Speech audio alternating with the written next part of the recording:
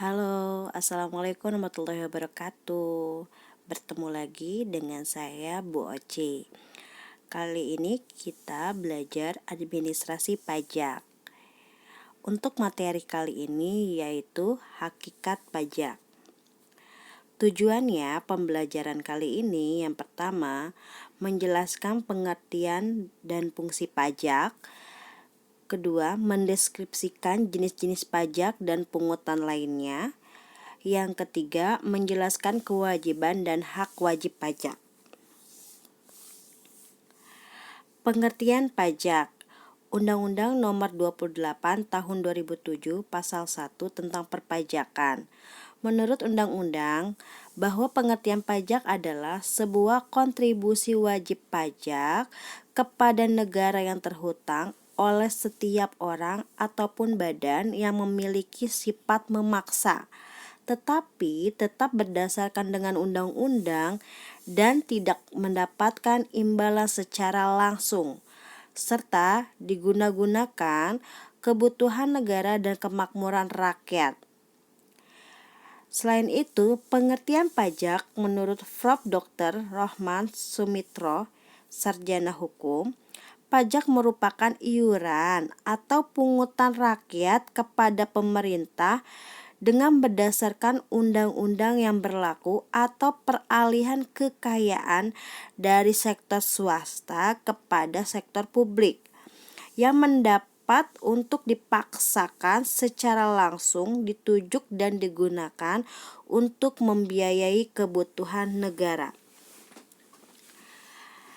Nah, pajak sendiri mempunyai peranan penting untuk kehidupan bernegara, khususnya dalam pelaksanaan pembangunan. Karena kenapa? Karena pajak itu merupakan pendapatan negara yang membiayai pengeluaran termasuk pengeluaran pembangunan. Jadi, secara hukum, pajak diartikan yaitu iuran wajib pajak kepada pemerintah yang bersifat memaksa dan legal, sehingga pemerintah memiliki kekuatan hukum untuk menindaklanjuti wajib pajak yang tidak memenuhi kewajibannya.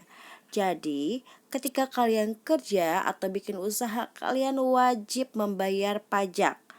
Namun pemerintah tidak membalas atau membalas kegiatan wajib pajak kalian gitu secara langsung. Nah, fungsi pajak itu ada 3. Yang pertama, fungsi anggaran dan atau disebut dengan budgeter. Nah, pajak berfungsi sebagai sumber keuangan negara yang diperuntukkan bagi pembiayaan pengeluaran pemerintah, baik pengeluaran rutin maupun pengeluaran pembangunan sarana dan prasarana ekonomi, sosial, dan budaya. Apabila masih terdapat sisa dana yang digunakan untuk membiayai pengeluaran negara, maka sisa tersebut akan disimpan sebagai tabungan pemerintah. Contohnya, dimasukkan ke pajak dalam APBN sebagai penerimaan dalam negeri. Nah, selanjutnya yaitu fungsi mengatur atau reguleren, atau biasa disebut dengan regulatif. Nah, fungsi mengatur berarti pajak digunakan sebagai alat pemerintah untuk mencapai tujuan, baik dalam ekonomi, moneter, sosial, kultural maupun dalam bidang politik. Contoh dari fungsi mengatur adalah minuman keras dikenakan pajak yang tinggi sehingga konsumsi minuman keras dapat ditekan. Jadi, ketika minuman keras diperjualbelikan pastinya ada pajak. Lalu, barang mewah dikenakan pajak PPNBM yang tinggi untuk mengurangi konsumsi. Biasanya dikenakan di barangnya atau di penjualnya. Jadi, ada yang disebutnya implisit dan eksplisit. Lalu ada lagi contohnya, proteksi terhadap barang produksi dalam negeri dikenakan PPN impor untuk belanja impor barang. Nah, ketika kalian belanja barang dari luar negeri biasanya dikenakan pajak kembali ya. Jadi pajak yang dimasukkan ke dalam barang tersebut atau pajak yang dikenakan pada konsumen. Selanjutnya,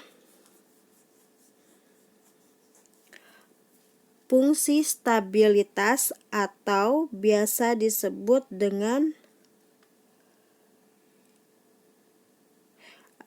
yang selanjutnya itu fungsi stabilitas. Dengan adanya pajak, pemerintah memiliki dana untuk menjalankan kebijakan yang berkaitan dengan stabilitas harga, sehingga inflasi dapat dikendalikan. Hal ini dapat dilakukan dengan jalan mengatur peredaran di uang di masyarakat. Pemungutan pajak atau penggunaan pajak yang efektif dan efisien.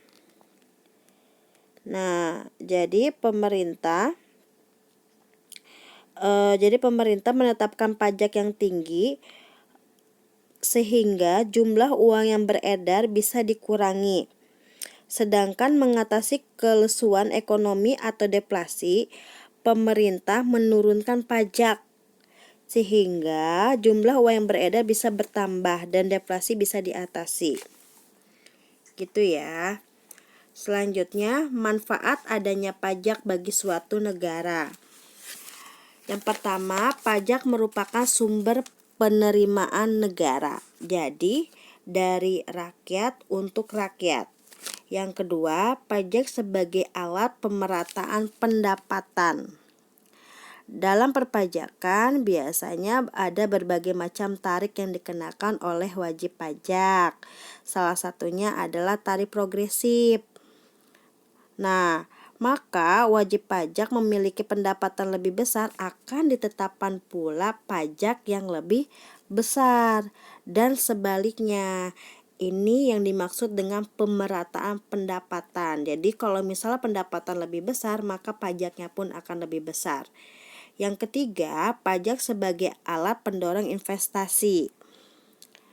Nah, apabila masih terdapat sisa dana yang digunakan untuk membiayai pengeluaran negara, maka kelebihan dana tersebut akan digunakan untuk tabungan pemerintah. Jadi disimpan dulu tuh uang pajaknya ya. Jadi sebagai investasi, takutnya di kemudian hari itu dibutuhkan. Nah, selanjutnya ada jenis-jenis pajak. Jenis-jenis pajak itu ada 3. Yang pertama berdasarkan lembaga pemungutan. Nah, itu ada 2 jenis ya, pajak pusat dan pajak daerah. Pajak pusat, pajak yang dipungut oleh pemerintah pusat dan digunakan untuk membiayai rumah tangga negara pada umumnya. Nah, pengelolaannya adalah Direktorat Jenderal Pajak dan Direktorat Jenderal Bea Cukai. Jenis pajak yang dipungut yaitu pajak penghasilan atau biasa disebut dengan PPH, pajak pertambahan nilai. Jadi ketika kalian nih belanja, biasanya ditambahkan lagi pajaknya pada barang tersebut atau pada saat pembelian di konsumen. Dan pajak PPNBM, pajak bumi dan bangunan, bea perolehan hak atas tanah dan bangunan. Nah, selanjutnya pajak daerah. Pajak daerah itu pajak yang dipungut oleh pemerintah daerah dan digunakan untuk pembiayaan rumah tangga daerah. Contohnya apa? Pajak kendaraan bermotor, ya. Pajak kendaraan bermotor. Terus bea balik nama kendaraan bermotor, misalnya motor kamu tuh kamu beli motor yang second atau sudah bekas. Nah, itu bisa diganti nama di STNK-nya. Berarti kalian tuh bayar pajak kembali ya. Nah, terus selanjutnya pajak radio, pajak bangsa asing dan pajak potong hewan. Nah, sekarang berdasarkan cara pemungutan. Ada pajak langsung dan pajak tidak langsung. Kalau pajak langsung, pajak yang dipikul sendiri oleh wajib pajak yang bersangkutan dan tidak dilimpahkan kepada orang lain. Nah, dan dipungut secara berulang pada waktu tertentu. Misalnya pembayaran tiap tahun atau berkala. Contohnya apa? Contohnya pajak penghasilan dan pajak bumi dan bangunan. Nah, biasanya setiap tahun kita bisa bayar PBB. Nah, itu wajib dibayar. Terus selanjutnya pajak tidak langsung. Nah, pajak yang pemungutannya tidak terdaftar berdasarkan nomor KHOIR. Tetapi jika ada peristiwa perbuatan tertentu, pembayaran dapat dilimpahkan bebankan pada orang lain. Contohnya PPN, PPNBM, bea cukai, dan bea materai. Jadi ketika kalian nih membeli barang mewah, nah biasanya atau membeli barang impor, biasanya akan ditambahkan pajak lagi. Selanjutnya, yang ketiga, berdasarkan sifat pemungutan. Yang pertama pajak subjektif, yang kedua objektif. Kalau pajak subjektif, pajak yang penanganannya memperhatikan kondisi atau keadaan wajib pajak. Penentu pajak harus disertai alat objektif yang berhubungan erat dengan keadaan materialnya, yaitu daya pikul. Penerapan di Indonesia dapat dilakukan dengan pengenaan pajak orang pribadi PPh pasal 21. Jadi sebelum dikenakan pajak, terlebih dahulu penghasilan neto dikurangi penghasilan tidak kena pajak PTKP. Jadi kita harus tahu dulu Nah, dia itu sudah menikah atau belum. Terus sudah beristri ya. Terus sudah memiliki anak atau belum atau tanggungan. Nah, biasanya nanti tertera nominalnya berapa. Baru deh kita cari pajak progresifnya dulu. Nanti akan dipelajari ya untuk pajak tersebut. Selanjutnya pajak objektif. Pajak yang pengenaannya pertama-tama memperhatikan objek, benda, keadaan, perbuatan atau peristiwa yang menyebabkan timbulnya kewajiban pajak, kemudian ditetapkan subjektifnya.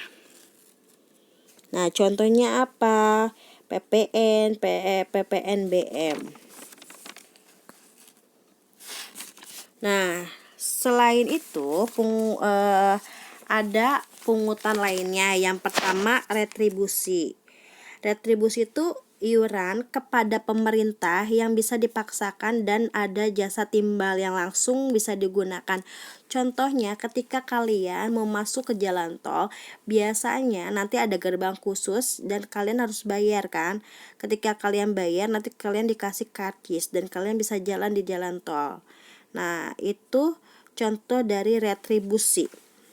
Terus yang kedua, sumbangan. Sumbangan adalah iuran kepada pemerintah yang bisa dipaksakan dan ditujukan kepada golongan tertentu. Nah, contohnya SWP 3D. Jadi sumbangan atau setoran wajib pembangunan dan pemeliharaan pelaksanaan daerah bagi pemilik kendaraan bermotor. Selanjutnya bea. Bea itu adalah pungutan yang dikenakan atas suatu kejadian atau perbuatan yang berupa lalu lintas, barang, dan perubahan lainnya berdasarkan contoh perundang-undangan. Biasanya bea ini ada bea materai, yaitu bea yang ditujukan atau dikenakan atas dokumennya. Terus bea masuk. Bea masuk itu jadi pungutan atas barang-barang yang dimasukkan ke dalam daerah berdasarkan harga barang maupun berdasarkan tarif yang sudah ditentukan. Ada bea bea keluar. Pungutan yang dilakukan atas barang yang dikeluarkan dari daerah perbeaan. Beda dengan cukai ya. Kalau cukai itu pungutan yang dikenakan atas barang-barang tertentu. Jadi barang-barangnya sesuai ditetapkan dengan undang-undang dan tidak mendapatkan prestasi timbal balik secara langsung. Contohnya, cukai tembakau, berarti barang tersebut tuh dikenakan cukainya. Nah, cukai tembakau tuh apa aja termasuknya? Sigaret, cerutu, rokok, daun, tembakau, kayak gitu ya. Selanjutnya, kewajiban dan hak-hak pajak. Kalau kewajiban pajak yaitu kita mendaftarkan diri untuk mendapatkan nomor pokok wajib pajak atau biasa disebut dengan NPWP. Yang kedua, kita menghitung dan membayar sendiri pajak dengan benar. Nanti biasanya kalau kita ke KKP atau kantor pajak, biasanya nanti kita diajari cara perhitungan pajak itu yang baik dan benar. Setelah itu mengambil dan mengisi SPT secara benar, lengkap, jelas, serta menandatangani menyampaikan ke KKP pada saat batas waktu yang telah ditetapkan. Nah, terus yang terakhir menyelenggarakan pembukuan atau pencatatan. Itu kewajibannya ya. Nanti kita diajarin oleh pihak KKP bagaimana mengisi SPT yang baik dan benar. Nanti kita pelajari itu ya. Selanjutnya hak wajib pajak. Nah, haknya itu kita mendapatkan NPWP, NPPKP setelah mendaftarkan diri. Selanjutnya kita dapat memperpanjang jangka waktu penyampaian SPT tahunan. Yang ketiga, menerima tanda bukti penerimaan penyampaian SPT. Biasanya ketika kita udah langsung nih ngasihin berkasnya, nanti dari KKP-nya dikasih juga berkas sebagai tanda bukti. Nah, ketika ada yang salah, kita bisa membutuhkan SPT. Nah, terus dapat mengangsur dan menunda pembayaran pajak. Selanjutnya, mendapatkan pengembalian kelebihan pembayaran pajak. Jadi kalau misalnya nih kita salah ngitung, ternyata uang kita lebih ke KKP-nya. Berarti kita ada hak untuk pengembalian ke diri kita. Selanjutnya, mengajukan permohonan membetulkan surat ketetapan pajak. Oke, itu dulu materi kita kali ini. Semoga bermanfaat. Apabila ada yang kurang jelas bisa ditanyakan langsung lewat WA atau GCR. Nah, sekarang kita ada lembar tugas. Yang pertama, bisa kalian baca, jelaskan yang dimaksud dengan pajak objektif. Yang kedua, jelaskan fungsi pemerataan pajak. Yang ketiga, apa perbedaan bea dan cukai? Sekian materi kali ini. Semangat, jaga kesehatan terus ya nak. Assalamualaikum warahmatullahi wabarakatuh.